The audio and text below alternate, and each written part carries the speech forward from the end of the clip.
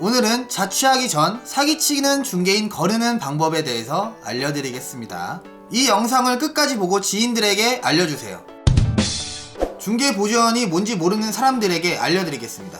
공인중개사는 나라에서 국가 자격증을 취득한 사람들이고, 중개보조원은 자격증 없이 공인중개사 밑에서 일하는 직원이라고 생각하시면 됩니다. 공인중개사 자격증을 따면 남들처럼 월 1,000만원 우스울 것 같죠? 아파트 몇 개 계약하고 가게 상가 계약해서 권리금 좀 떼먹고 매매 한두 개 하고 그럼 월천 우스울 것 같지? 1년에 100만원도 못 벌고 가게 폐업하는 공인중개사들이 몇 명인지 아세요? 셀 수도 없습니다. 제가 이런 사람 한둘 본 줄 알아요? 그래서 이런 부동산들이 있어요. 중개보조원이 영업을 잘해. 나도 이제 시스템이 어떻게 돌아가는지 알아. 부동산 일은 워낙 쉬워서 똑똑한 사람은 3개월이면 배워서 차릴 수 있어요. 나도 대가리 좀 컸겠다. 회사에 돈 떼주기 싫은 거지. 이제 내가 차리고 싶어. 근데 자격증이 없어. 그러면 어딘가에서 공인중개사 자격증을 빌려와요. 안 빌려줄 것 같죠? 자격증 있는 사람한테 한 달에 150만원씩 줄 테니까 자격증 좀 빌려주세요 라고 얘기하면 장롱 자격증 있는 사람 10명 중 7명은 생각해보고 3, 4명은 곧장 바로 합니다. 주위에 자격증 있는 사람이 많이 없다고? 내가 사이트 이름까지 말하면 이것들이 또 거기 들어가서 엄청 구하고 다니고 피해사리가 늘 수밖에 없으니까 사이트는 알려주지 않을게요. 거기엔 내 장롱 면허 좀 가지고 가서 월급 좀 주세요 라고 외치고 있는 영화 부산행에 사람만 보면 달려드는 좀비 같은 사람들 수두룩.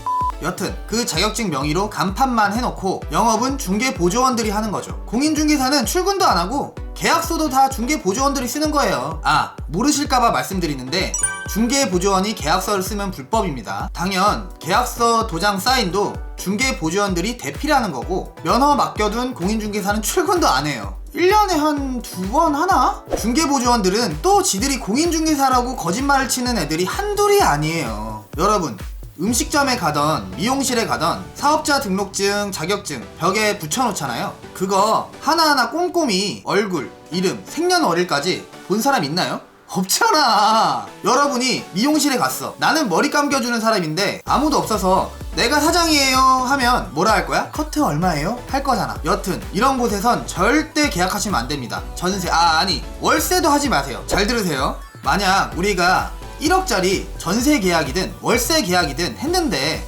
뭐 이래저래 해서 사고가 나가지고 은행에 경매로 넘어가게 됐다고 칠게요. 우리는 신고하겠죠? 그러면 법원에서 계약서 가지고 오라고 할 거예요. 법원에서 과실 50%는 우리가 체크 안 해서 50%는 공인중개사의 잘못이다 라고 보편적으로 얘기를 해요. 그렇다고 우리가 가만히 있을 소냐. 5천만원이면 벤츠 한 대를 살 수 있는데 별 방법을 다 찾아보겠죠. 변호사 고용하고 해도 몇 년이 걸릴지 몰라요. 최소 1년 봅니다. 그러면 중개보조원은 잘못 없냐고요? 네, 없어요.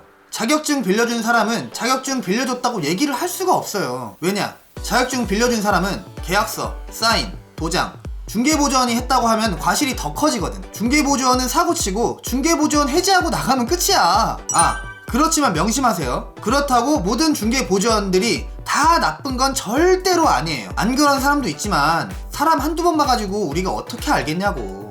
어쨌든 공인중개사 자격증 있는 사람들이 불법 말고 합법적으로 절차 밟고 사무실에 출근 잘하면서 운영을 하는 곳이 있다고 칠게요. 전세계약 1억짜리 하나에서 얼마 벌 수 있을 거라고 생각하세요? 손님한테 30만원, 집주인한테 30만원, 60만원 벌어요. 그런데 공인중개사가 계약 하나에서 60만원 벌자고 5천만원과 자격증 박탈까지 될 포부가 있는 사람이 있다? 내가 그런 깡따구가 있으면은 은행이나 금융빵을 털겠다. 직방, 다방 이런 곳에 올라온 매물이라 안전하다고?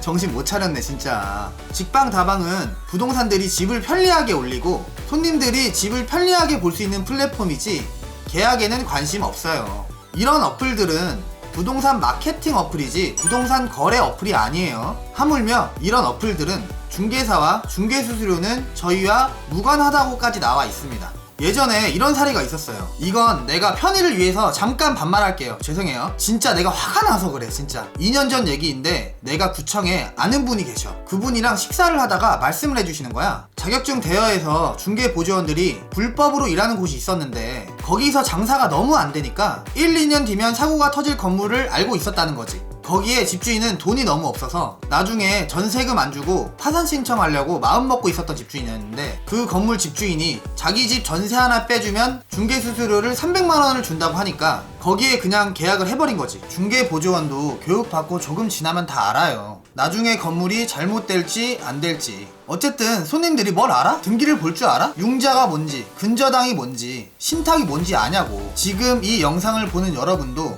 어디서나 드라마만 봤지 뭔지 잘 모르잖아. 어쨌든 계약 후에 5달 정도 지났나? 어떤 사람들이 문을 두들기더래. 그래서 나가봤는데 집주인이 파산 신청을 하고 도망쳤다고, 보증금 1억을 못 받는다고 얘기를 하더라는 거야. 거기 살고 있는 사람 모두 다 난리가 났겠지. 그분들끼리 단톡방 만들고 법원 가고 별별 행동을 다 했는데 어쨌든 못 받았어. 그래서 구청까지 얘기가 나온 거야. 구청에서 공인중개사를 불렀겠지. 그런데 공인중개사가 갓난 아이를 업고 오더니, 저는 아무것도 몰라요. 자격증 빌려주면 한 달에 150만원씩 준다고 해서 빌려줬을 뿐이에요. 아무런 문제가 없다던데요? 라고 얘기를 했대. 어떡해. 어쩔 수 없지. 빌려준 사람은 벌금 맞고 소송까지 걸리고. 중개보조원이 계약을 했지만 자격증 빌려준 아줌마는 주부이신데 아무것도 모르고 법원 왔다 갔다 하면서 변호사 비용 내면서 나는 무죄다, 나는 억울하다를 외치면서 최대한 돈 안 주려고 할 거고, 손님은 그 돈 당연히 다 못 받을 거고, 한 2-3천 받을라나? 이런 사례 뉴스에서 많이 봤죠. 내가 주위에서 듣고 본 것만 이런 드라마가 10편이 넘는데 세상에 얼마나 쓰레기가 많은지 아세요? 사자성어 중에 구밀복검이라는 사자성어가 있습니다. 이런 사진 많이 보신 적 있죠. 입에는 꿀을 바르고 뱃속에는 칼을 품고 있다는 말로 겉으로는 꿀맛같이 절친한 척 하지만 내심으로는 음해할 생각을 하거나 돌아서서 헐뜯는 것을 비유한 말이다 라는 뜻입니다. 오늘의 한 줄 요약. 방은 중개보조원한테 봐도 되지만 계약서는 공인중개사한테 써야 한다. 계약서 작성 전에 사무실에 공인중개사가 있는지 없는지 확인을 해라. 그럼 다음 영상에서 만나요.